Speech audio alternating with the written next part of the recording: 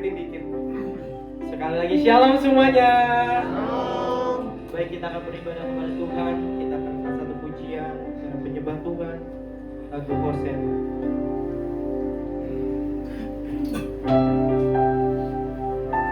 Mari kita datang kepada Tuhan, arahkan hati saudara.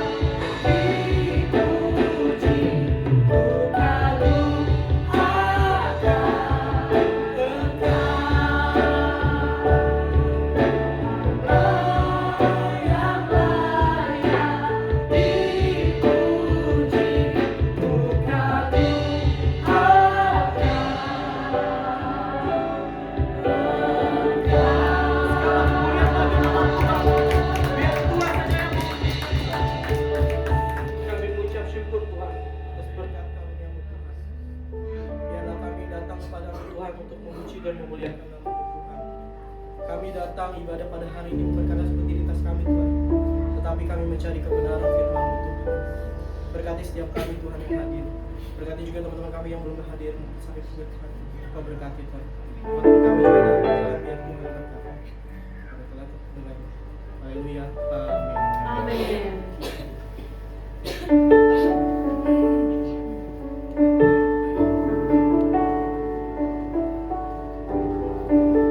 Siapa di sini sudah diberkati dengan Tuhan? Amin. Haleluya.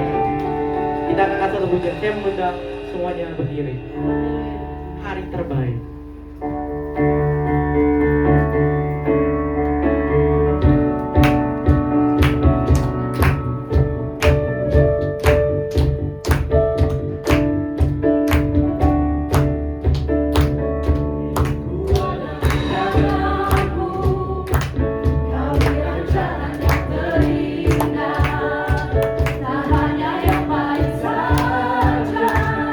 Yang ku terima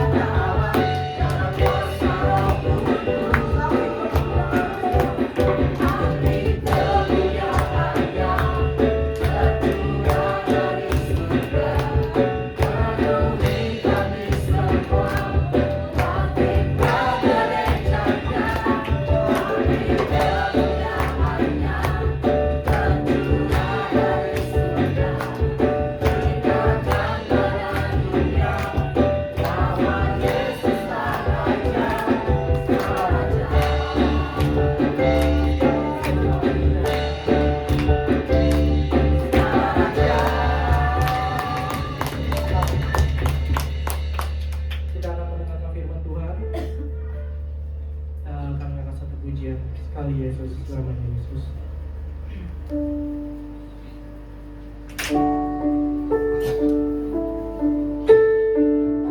Kita sekalian teman-teman, kita akan berikan persembahan yang bertugas. Kita berdoa. Bapa, kami mengucap syukur Tuhan atas berkat yang Kau berikan kepada kami Tuhan. Sebenarnya kami memberikan persembahan Tuhan. Kami memberi bukan karena kami diberkati, tetapi Kau telah memberkati kami. Terima kasih Tuhan. Haleluya.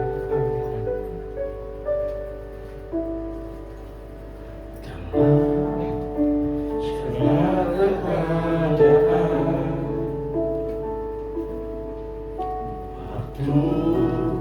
Berlimpah maupun kurang, tetap Yesus yang mempesona hatiku, yang beri damai dan kesempatan baru. Setiap musim kehidupan,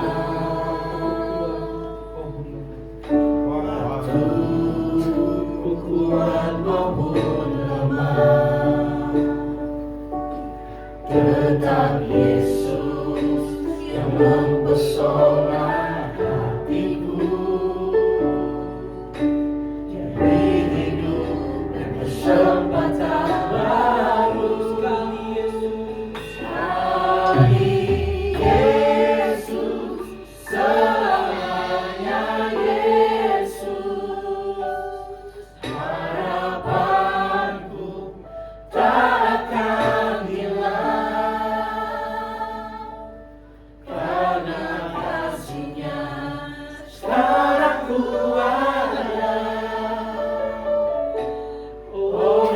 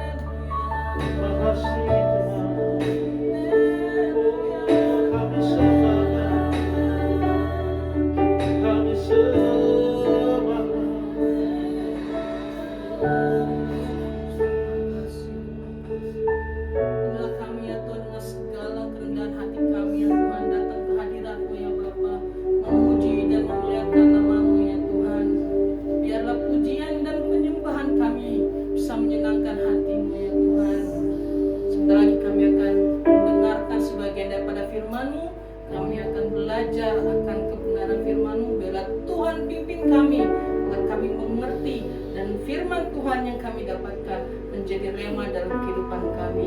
Berkati hamba-Mu yang akan bawa firman Tuhan, biarlah semuanya datang daripada-Mu. Roh Kudus pimpin kami, Roh Kudus tolong kami. Terima kasih Tuhan, di dalam nama Yesus kami siap mendengarkan pemberitaan firman-Mu. Haleluya. Amin. Silakan duduk. Terima kasih untuk WL Singkat dan para imam musik.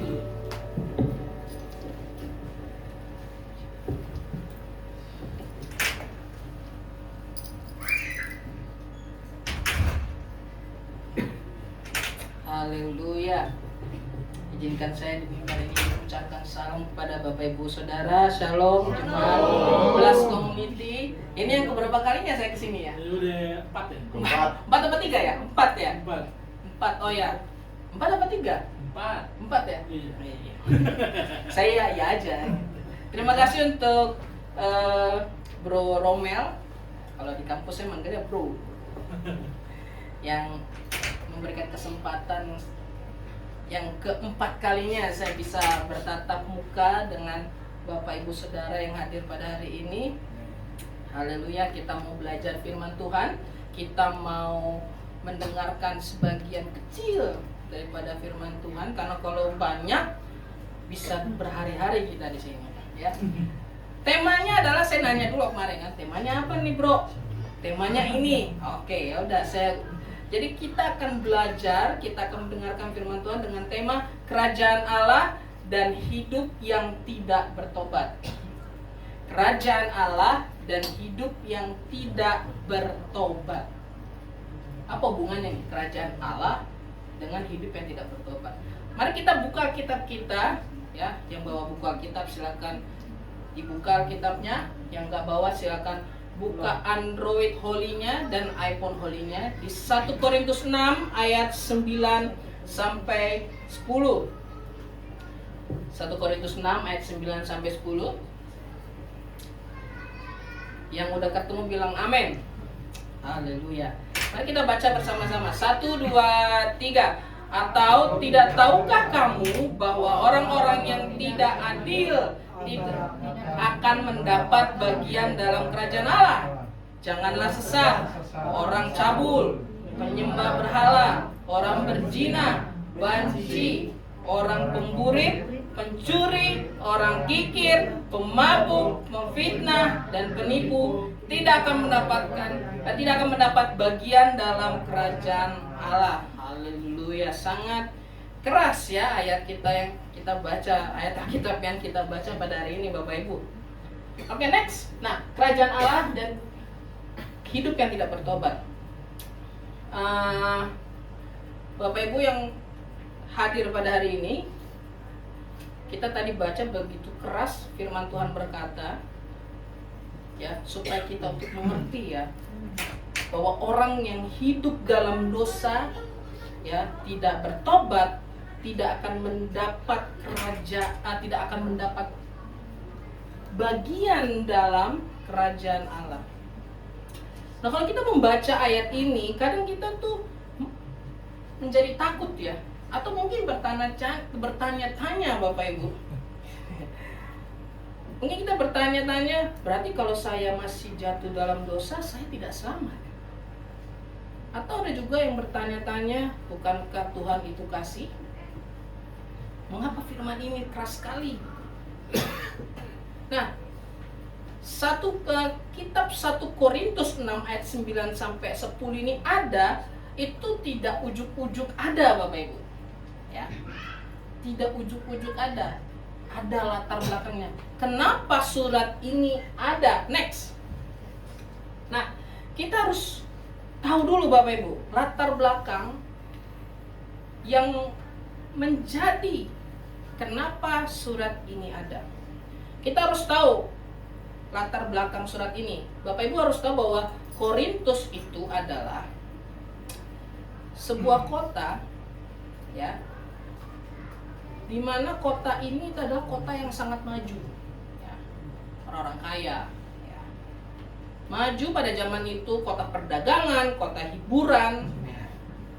Ada tapinya, plus uangnya banyak, orang-orang kaya di situ. Tapi ada tapinya nih, ada tapinya. Apa itu? Moralnya rusak. Jadi Korintus ini kota yang, ya kalau dibilang kota yang maju lah, ya, maju dalam segi apapun, ekonomi, perdagangan apapun gitu. Tapi ada satu yang menjadi perhatian, yaitu moralnya rusak. Moralnya rusak. Percabulan di situ menjadi biasa. Mabuk menjadi biasa, Bapak Ibu. Penyembahan berhala menjadi biasa. Orang hidup mengikuti hawa nafsunya. Ya. Jadi meskipun kota ini maju, tapi ya moralnya bobrok. Itu sebelum Injil masuk. Lalu setelah Injil masuk, apakah yang terjadi? Nah, ketika Injil itu masuk ke kota Korintus, akhirnya banyak orang yang menerima Yesus sebagai Tuhan dan Juru Selamat. Mereka akhirnya pada dibaptis. Tapi, ada tapinya juga. Ya. Meskipun mereka menerima Injil, meskipun mereka menerima Yesus sebagai Tuhan dan Juru Selamatnya, tapi kehidupan lama mereka tidak berubah.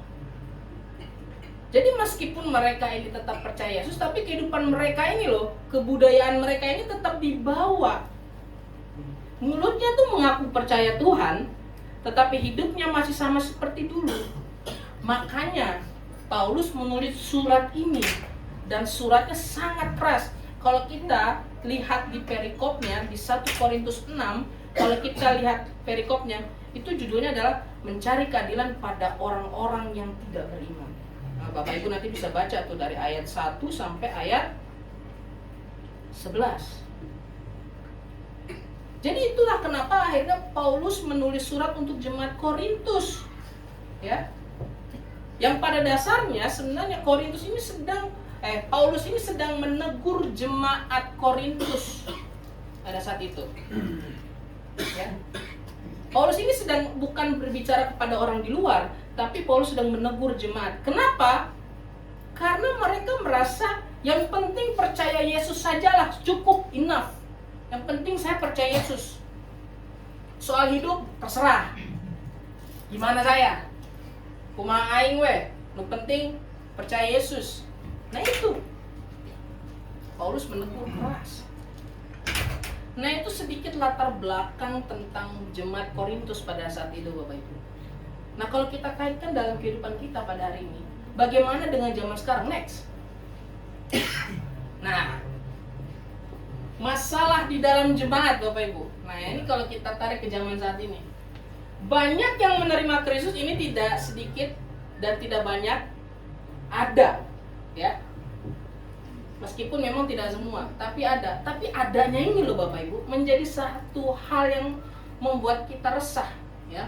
Banyak yang menerima Kristus, namun masih membawa cara hidup yang lama ke dalam gereja, ya. Ada orang ke gereja, shalom, shalom, shalom, shalom, datang, ya. Dalam gereja tuh holy semua, holy, pas di luar aja. Nah, gitu. Lagi bawa motor, disalib, wah, gitulah, keluar tuh bahasa-bahasa kebun binatang tuh, ya. Padahal percaya Yesus. Ya kalau ditanya siapa role model hidup Anda? Yesus Kristus, amin, amin. Pas keluar dari gereja, ayo dia tadi gelut jeung aing sih, senggol bacok. Bukan senggol bacok lagi sekarang, senggol bunuh. Ya, banyak orang yang ke gereja, tapi hidupnya masih tetap aja dalam dosa.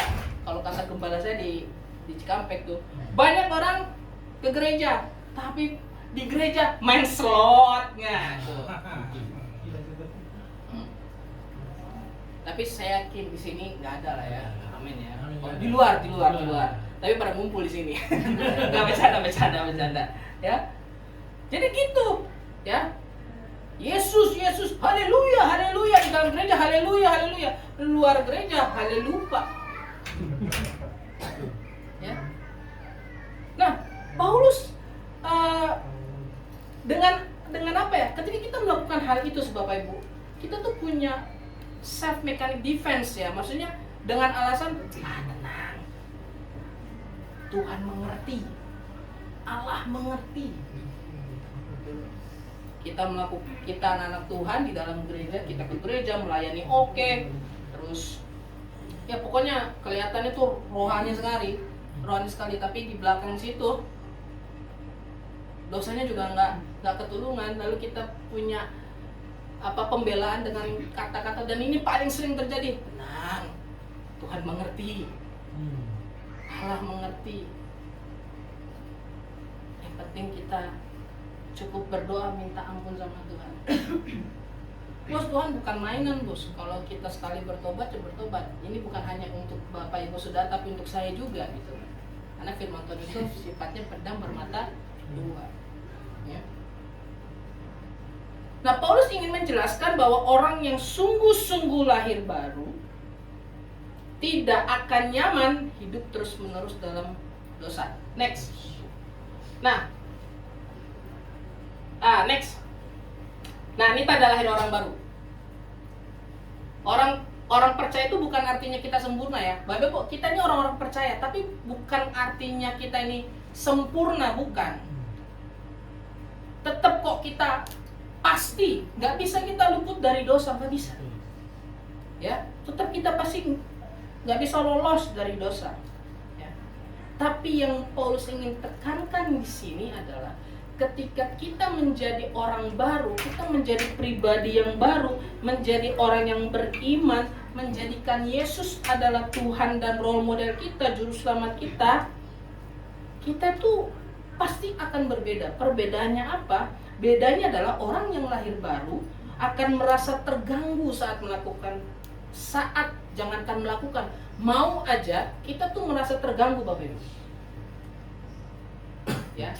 Ketika kita diajak untuk melakukan dosa, nah kita ini yang sebagai orang-orang yang beriman, orang yang notabene-nya kita mengaku mengklaim diri kita lahir baru, itu terganggu ketika kayak gitu. Nggak bisa.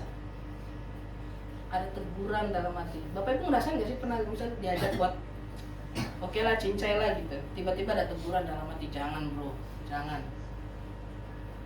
Terus ada rasa bersalah. Lalu kalau kita orang yang lahir baru itu pengen kita tuh kehidupan kita berubah, pengen hidup menjadi lebih baik lagi dari hari ke hari. Mengapa, Bapak Ibu? Kenapa orang beriman, kenapa orang yang lahir baru itu punya firasat seperti itu, punya keinginan seperti itu? Next. Nah, kenapa? Karena ada Roh Kudus tinggal di dalam hidupmu. Amin. Orang yang beriman, orang yang percaya bahwa Yesus adalah juru selamat kita, Alkitab pun juga menjelaskan ketika kita percaya bahwa Yesus adalah Tuhan, kita dimeteraikan oleh Roh Kudus. Nah, Roh Kudus inilah yang membuat kita, hidup kita itu menjadi teratur, Bapak Ibu. Ya. Lalu yang kedua, kalau dulu berbuat dosa biasa saja, sekarang hati nggak tenang.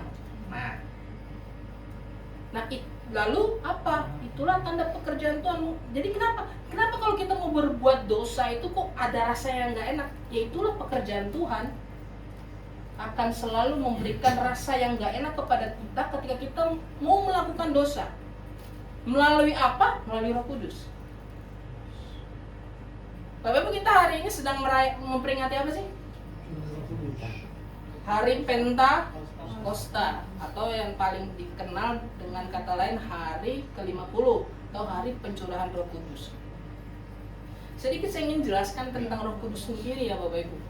Kenapa Roh Kudus itu sangat penting dalam kehidupan kita Bapak Ibu?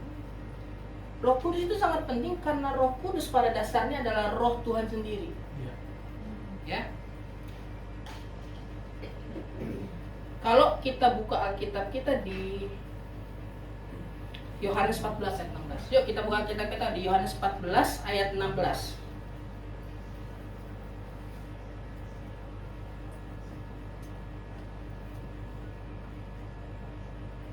Yang udah ketemu bilang amin. Amin. Saya bacakan ya. Aku akan minta kepada Bapa dan Ia akan memberikan kepadamu seorang penolong yang lain. Garis bawahi kata penolong ya. Supaya Ia menyertai kamu selama-lamanya. Saya akan garis bawahi tentang penolong ini. Nah, penolong ini tuh selalu kita kaitkan dengan Roh Kudus. Dalam bahasa Yunani-nya ditulis parakletos. Artinya apa? Artinya penolong, penghibur, ya. Tapi sebenarnya kalau kita jabarkan satu-satu, parakletos ini terdiri dari dua suku kata, Bapak Ibu. Para dan kletos. Para itu artinya di samping. Kletos itu yang dipanggil. Nah, di awal tadi saya ngomong, Roh Kudus adalah Roh Tuhan itu sendiri. Bisa dikatakan Roh Kudus itu adalah pribadi ketiga Tuhan. Maka Roh Kudus itu adalah ya God Himself, Tuhan itu sendiri.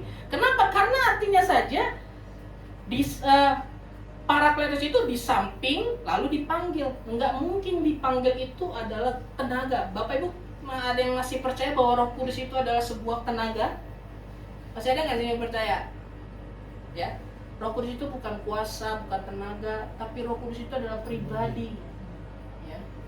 Karena artinya apa? Kalau kita gabungkan arti parakletos ini, kalau kita sederhanakan, artinya Roh Parakletos mempunyai makna pribadi yang datang, yang dipanggil untuk mendampingi kita. Jadi Roh Kudus itu bukan jauh di sana, tapi di samping kita. Makanya Roh Kudus itu tidak boleh jauh dari kita. Bagaimana caranya supaya kita tetap nempel sama Roh Kudus? Yaitu berdoa. Hidup kita berserah penuh kepada Tuhan. Baca Alkitab. Saya nggak harus nggak ngasih tahu caranya gimana ya Bapak. Gimana ya Pak Heri baca Alkitab? Bapak Ibu pasti sudah tahu caranya. Ya. Ada yang mungkin yang bacanya 3 pasal sehari. It's okay, good. Ada yang cuma baca 2 ayat. It's okay, nggak apa-apa, gas.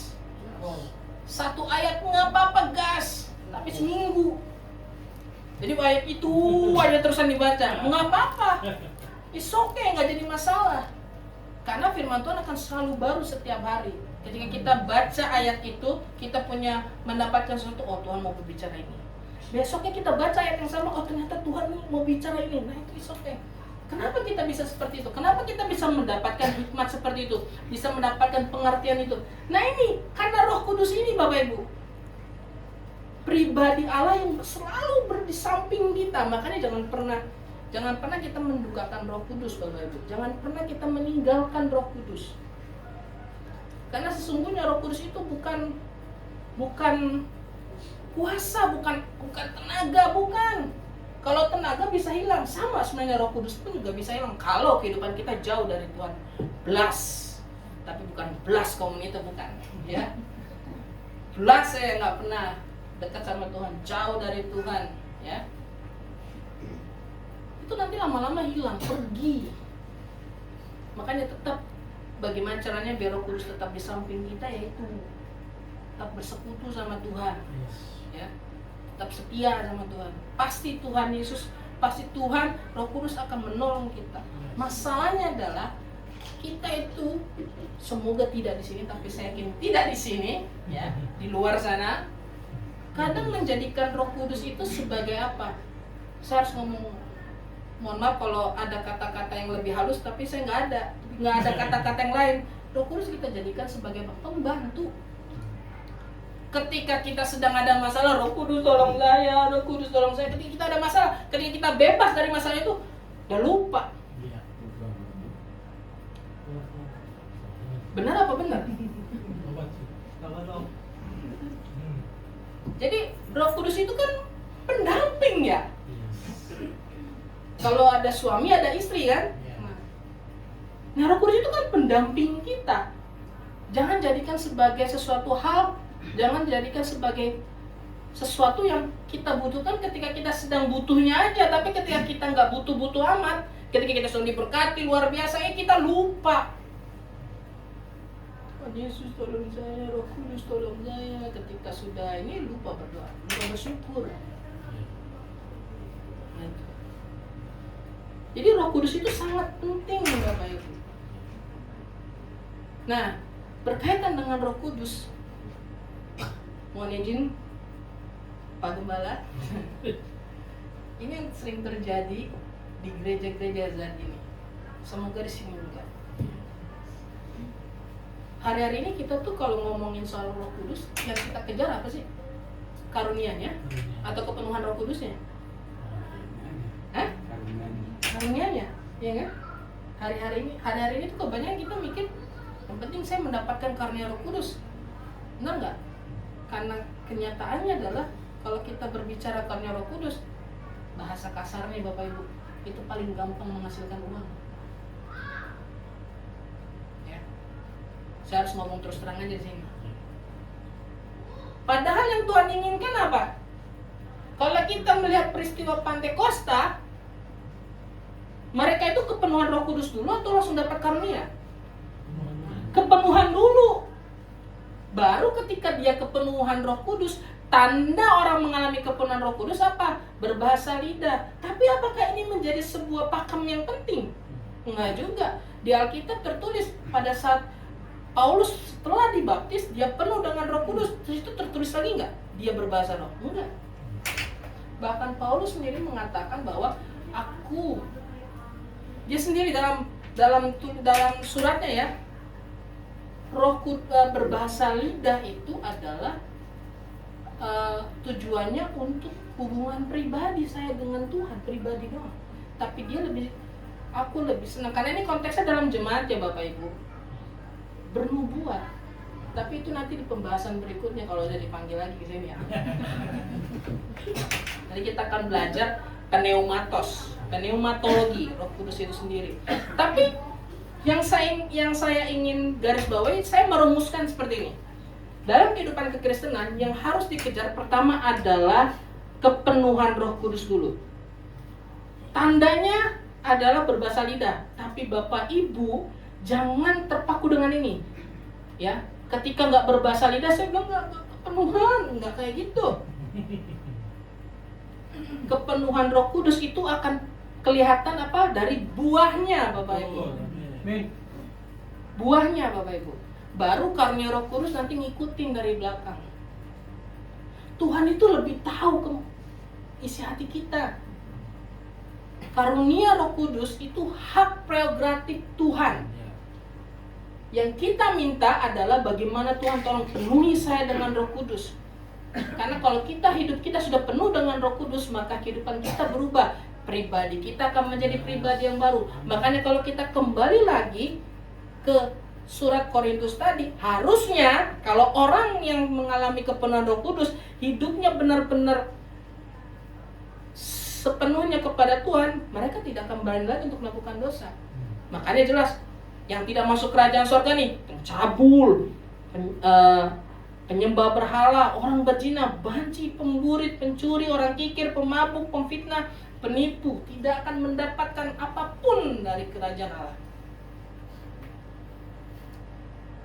Ya, jadi kembali lagi, Roh Kudus itu is a very very important, sangat penting. Ya, lalu kalau kita berbicara dosa Bapak Ibu, dosa itu balik lagi ke atas. Nah, dosa itu Bapak Ibu bukan hanya masalah perbuatan. Dosa adalah masalah hati yang tidak mau tunduk kepada Tuhan. Dan jemaat Korintus itu sedang mengalami itu. Nah, apakah di kehidupan kita terjadi juga? Saya harus ngomong terus terang, iya. Ya. Dan itu sedang terjadi di gereja masa kini. Ya. Jadi sebenarnya apa yang terjadi di gereja masa kini itu sudah terjadi di gereja-gereja di zaman dulu Bapak Ibu. Dan ini terulang lagi, terus. Makanya firman Tuhan itu, makanya kan ada istilah firman Tuhan itu tidak akan pernah tidak akan pernah mati dari hari ke hari.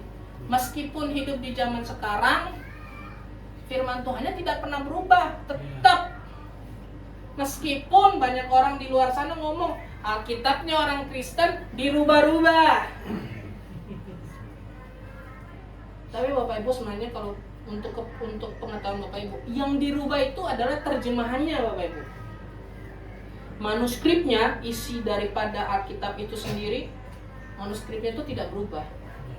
Nanti kita akan belajar kalau saya dipanggil lagi. Nanti kita akan belajar itu di pertemuan-pertemuan berikutnya. Tapi saya mau saya tegaskan bahwa kerajaan Allah, sorga, dengan kehidupan kita dalam berbuat dosa, apa sih ininya, apa sih keterkaitannya? Sangat terkait. Keterkaitannya adalah kalau kita hidup kita masih dalam seperti yang di zaman Korintus ini Bapak Ibu, susah buat masuk ke sorga tuh susah. Jangankan buat masuk ke sorga, jangankan buat masuk ke dalam kerajaan Allah, buat mengenal Yesus secara pribadi aja tuh susah. Cuman ngomong doang di mulut Yesus, semua juga bisa. Bapak Ibu, kita ini semua orang berdosa loh Bapak Ibu. Ya, bilang kiri kanannya, kamu orang berdosa. Jangan malu-malu, kita semua orang berdosa ini. Ya, jangan malu-malu. Cuman beruntungnya kita punya Yesus. Yes, amin. Itu di tempat lain nggak ada. Tadi saya baru ngobrol-ngobrol tadi sama Bro Romel.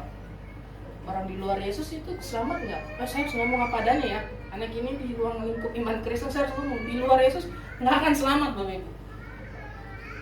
Karena manusia pada dasarnya tidak punya daya dan upaya untuk bisa melakukan apapun untuk bisa lepas daripada dosa, nggak bisa.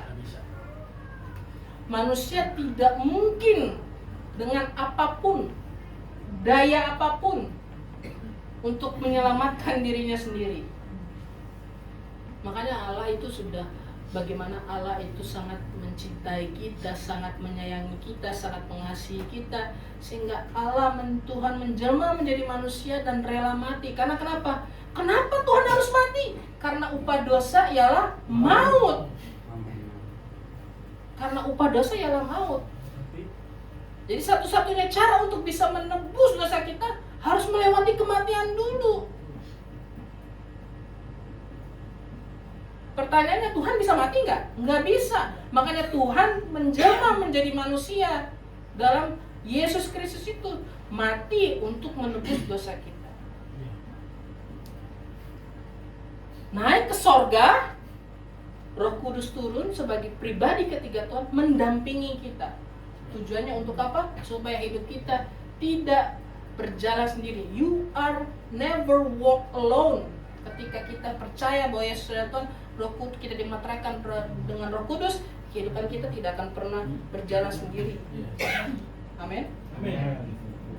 Nah makanya kalau kehidupan kita sudah mulai, saya tidak menuntut Bapak Ibu untuk hidup sempurna ya. Yang penting apa? Yang penting jangan pernah jauh dari Tuhan. Saya nggak perlu jabarkan panjang. Bagaimana kalau kita ini nggak perlu. Bapak baca Alkitab, Bapak Ibu baca Alkitab, tahu mana, ini dosa, ini dosa, ini enggak, tahu pasti. Dan Roh Kudus akan selalu menuntun kita. Amin. Amin. Nah, mari kita bertanya Bapak Ibu terhadap diri kita. Next. Nah, kita yuk introspeksi diri yuk. Pertama, apakah hidup kita sedang berubah? Apakah ada pertobatan dalam kehidupan kita? Apakah ada kerinduan meninggalkan dosa? Apakah hati kita masih peka saat melakukan kesalahan? Bapak Ibu, ini yang penting.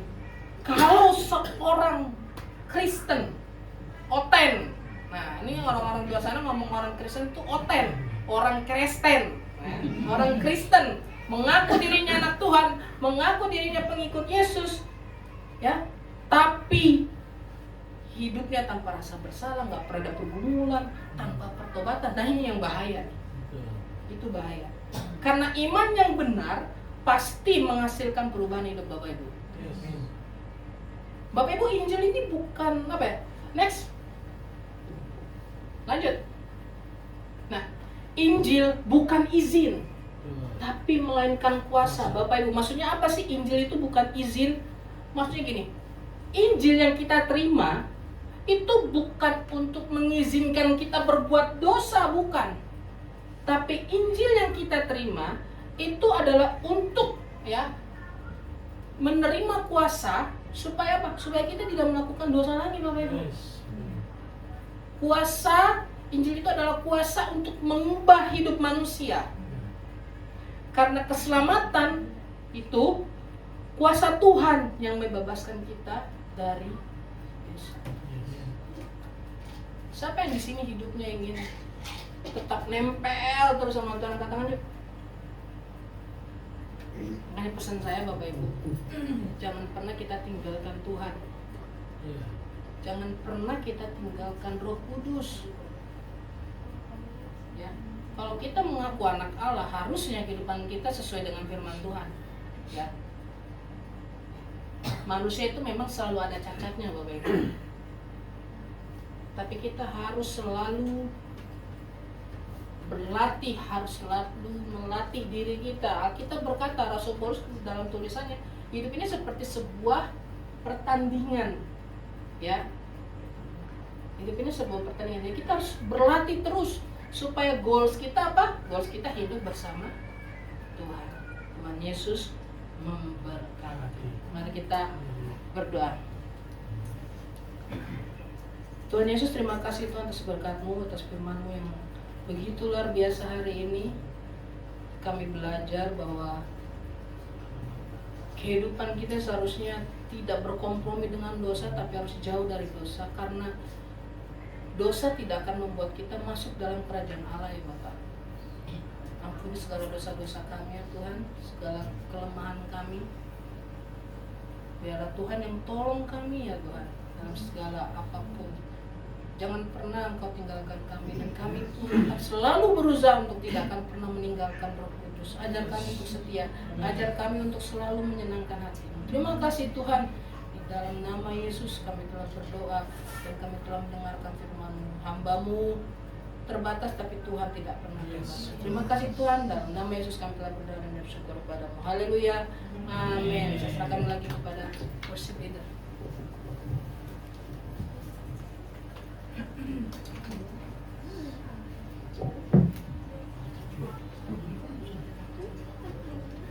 Baik, siapa yang diberkati oleh firman Tuhan? Haleluya. Di nama Tuhan, terima kasih untuk hambanya yang telah menyampaikan firman Tuhan. Kita akan memberikan persembahan yang kedua.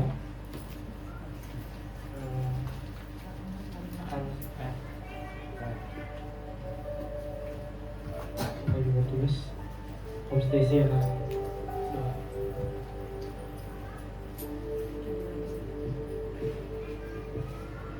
Mari kita bersama dengan Bapa kami yang tetap kerajaan surga, kami ucap syukur Tuhan buat kebaikan dan kasih setiamu. Terima kasih kami sudah mendengarkan firman-Mu yang begitu indah Tuhan. Serta kami memberi yang terbaik buat kemuliaan nama Tuhan. Biarlah persembahan kedua ini diakoni di batu yang kemuliaan Tuhan. Kami pakai untuk yang melayani jemaat. Terima kasih Tuhan Yesus, dalam nama Yesus kami berucap syukur. Haleluya, amin. Kita akan menyanyikan satu pujian pelukis cakra.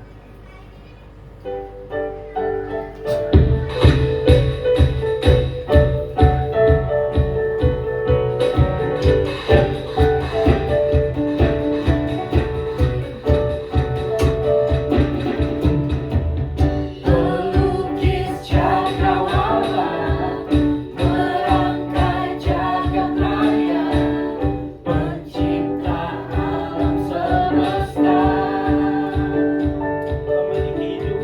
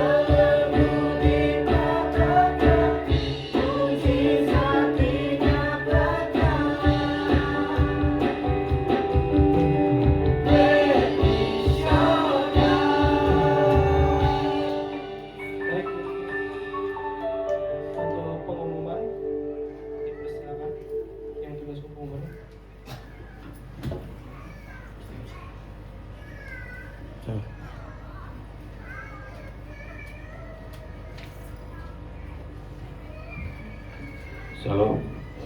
Untuk pengumuman seperti biasa, ibadah umum akan diadakan setiap hari Minggu 17.45 di tempat ini di rumah Bung Romel.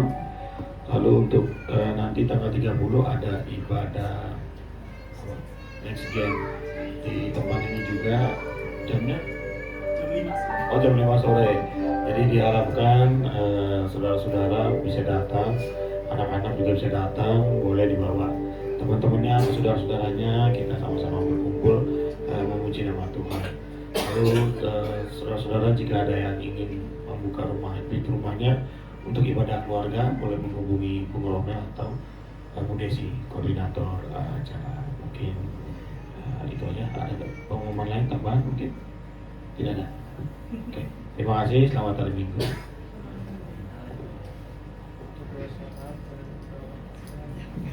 Sekalian, puji Tuhan. Oke, shalom semuanya. Haleluya. Puji Tuhan ya. Kemarin saya habis dapat musibah sedikit ya. Gak masalah. Terima kasih pertama-tama saya ucapkan untuk Pak Heri Tuku Padang. Wah, luar biasa nih kalau saya sebut Pak Heri doang ada dua di sini ya. Ada Pak Heri Cihaswan, ada Pak Heri Tuku Padang. Ya, puji Tuhan hari ini saya senang bisa ada di tempat ini bersama-sama dengan saudara. Ada beberapa teman-teman kita yang sedang kurang enak badan. Ya kalau bahasa Inggris siapa ya? Body not delicious katanya. Nggak enak badannya nggak tahu rasa apa, biasa kari ayam apa itu ya. Ya kan pokoknya badannya nggak enak aja pokoknya.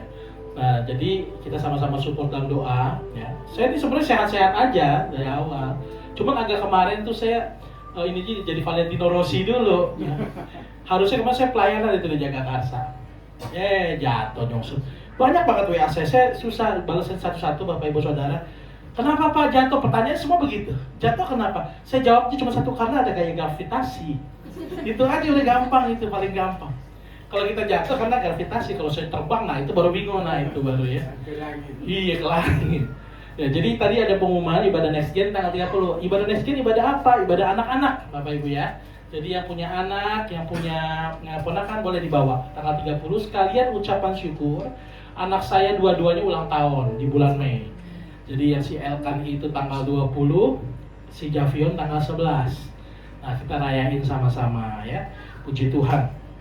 Saya bersyukur pada hari ini kita boleh beribadah di tengah hujan, badai, petir, banjir segala macam. Tetap semangat melayani Tuhan. Haleluya. Yuk kita mau berdoa, karena saya gantiin istri saya doa syafaat, karena istri saya masih batuk-batuk. Jangan sampai nanti kalau jangan berdoa, Tuhan kami serahkan, nggak enak ya kan? Udah gak terganggu ya. Dengan saya aja yang doa, biarpun tangannya agak tremor ya, nggak masalah. Muka saya ada ini dikit kan, nah, luka dikit baru luka dikit. Bersyukur kan, jadi ada nama baru, Romel Codet gitu. Santai, ya kan, santai lah kita. Sukacita ya hari ini, haleluya. Puji Tuhan. Yuk kita mau berdoa. Bapa, dalam nama Tuhan Yesus Kristus, kami mengucap syukur pada hari ini kami boleh berkumpul di tempat ini. Kami boleh beribadah bersama-sama, mendengarkan kebenaran firman Tuhan. Kami bersyukur buat hamba-Mu yang Kau tibakan tempat ini dengan selamat tanpa konsep apapun. Pak Heri Tuku Padang yang sudah menyampaikan isi hati Tuhan melalui kebenaran firman Tuhan. Memberkati dia Tuhan. Dari semua apa yang ia rencanakan, dari semua apa yang ia cita-citakan, kami yakin percaya Tuhan Yesus memberikan yang terbaik selalu dalam kehidupan hamba-Nya. Kami bersyukur Tuhan, memberkati rencana juga Tuhan pada hari ini Tuhan, untuk setiap kami masing-masing jemaat-Mu tempat ini yang sedang sakit, yang sedang mungkin ada halangan. Tuhan Yesus memberkati mereka, biarlah mereka sehat sempurna sembuh untuk bersuka cita melayani Tuhan. Itu pun juga dengan kami semua tidak luput satupun. Biarlah kami menjadi pribadi yang semakin mau menyenangkan hati Tuhan, semakin mengenal Tuhan dari hari ke hari, menjadi alat dan terang-Mu Tuhan, terang dan garam bagi sekitar. Biarlah hidup kami mencerminkan Kristus. Kami bersyukur Tuhan, semua pergumulan kami serahkan dalam tangan-Mu, rencana kami serahkan dalam tangan-Mu. Kami juga berdoa buat tempat kami beribadah di tempat ini Tuhan. Tuhan, kami percaya Tuhan akan memberikan yang terbaik. Dan kami sudah bersyukur kami boleh beribadah dengan tenang, dengan baik, semua karena anugerah Tuhan dan kemurahan Tuhan. Tapi kami percaya Tuhan, Kau Allah yang akan terus menyertai kami. Terima kasih Tuhan, biarlah hidup kami semakin hari boleh terus Tuhan sejalan seiringan dengan Engkau. Roh Kudus selalu menyertai kami di setiap langkah kehidupan kami. Ajar kami peka untuk tahu apa yang Kau inginkan. Ajar kami untuk mengerti isi hati Tuhan. Kami bersyukur Tuhan buat hari ini. Di akhir ibadah ini Tuhan, kami juga berdoa untuk bangsa dan negara kami. Tuhan, Kau lihat Tuhan setiap apapun yang terjadi di bangsa negara kami. Kami percaya Tuhan, Kau Allah yang tidak tinggal diam. Kau Allah yang terus ada rencana yang baik buat setiap pemerintahan di negara kami, maupun dari yang terkecil RT, RW sampai presiden, wakil presiden. Kami percaya Tuhan, semua Tuhan rancangkan baik adanya. Kami bersyukur Tuhan, biarlah kami semua anak-anak Tuhan, gereja-gereja Tuhan dimanapun berada, terkhusus yang ada di Citra Indah, bersatu hati untuk kami sama-sama melayani Tuhan dengan sukacita. Setiap roh-roh persaingan apapun yang bukan berasal daripadamu, kami hancurkan dalam nama Yesus. Biarlah kita dapat bergandeng tangan untuk menjangkau jiwa-jiwa bagi kemuliaan nama Tuhan. Kami bersyukur Tuhan, jadikan kami setiap umat-Mu di tempat ini menjadi awal untuk terang dan garam bagi sekitar kami, bagi keluarga kami. Kami bersyukur juga Tuhan buat anugerah-Mu di akhir ibadah ini. Kami bersyukur Tuhan, kami menutup ibadah ini Tuhan dengan sukacita yang daripada Tuhan itu sendiri. Tuhan Yesus, pada hari ini Tuhan, kami berdoa khusus juga Tuhan untuk setiap apapun langkah kehidupan kami ke depan, masalah kami, pergumulan kami yakin percaya Tuhan bukan jalan. Kami yakin percaya Tuhan terus memberikan yang terbaik bagi setiap anak-anak. Terima kasih Tuhan. Terimalah setiap pujian kami yang sederhana, ibadah kami yang sederhana ini Tuhan. Biarlah menjadi kesukaan bagi-Mu. Mari saya undang bangkit berdiri Bapak Ibu Saudara. Kita menaikkan pujian. Maka jiwa tubuh memuji. Katakan sungguh besar. Sungguh besar Kau Allah, Kau Allah. Katakan maka jiwaku, maka jiwa tubuh memuji. Sungguh besar, sungguh besar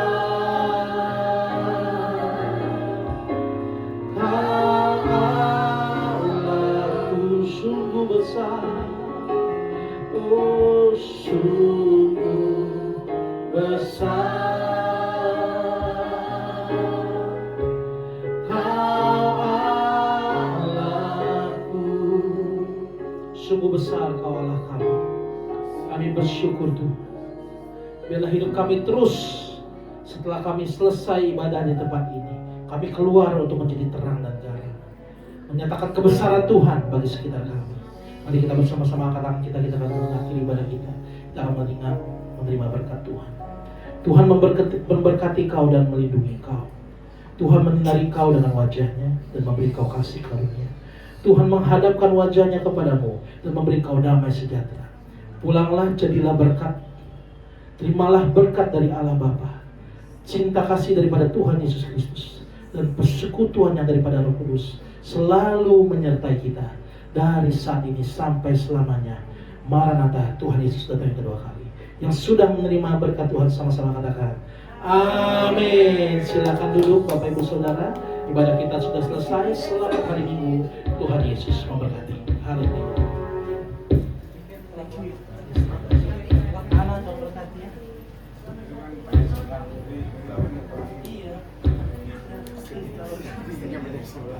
Orang lagi dia. Jadi enak kan dia. Thank you loh. Stacy. Hari Minggu, Ci. Tuhan berkati, cepat sembuh ya. Iya. Saat kita. Iya.